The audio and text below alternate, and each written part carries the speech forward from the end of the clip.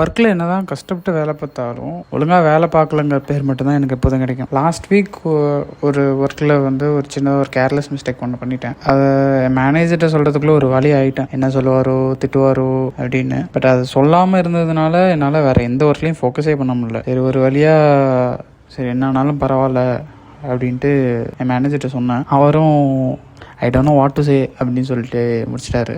But அந்த வார்த்தை at least இன்னும் ஒரு 2 மாதத்துக்காக சொல்லி காட்டுவார். பட் ப்ரீவியஸாக அவ்வளோ கஷ்டப்பட்டு வேலை பார்த்துருப்போம், சாட்டர்டே வேலை பார்த்துருப்போம், அன்டைமில் வேலை பார்த்துருப்போம், ஏன் நம்மளோட டீம்மேட்டோட வேலையும் சேர்த்து பார்த்துருப்போம். பட் அது எல்லாமே அவங்க கண்ணுக்கு தெரியாது.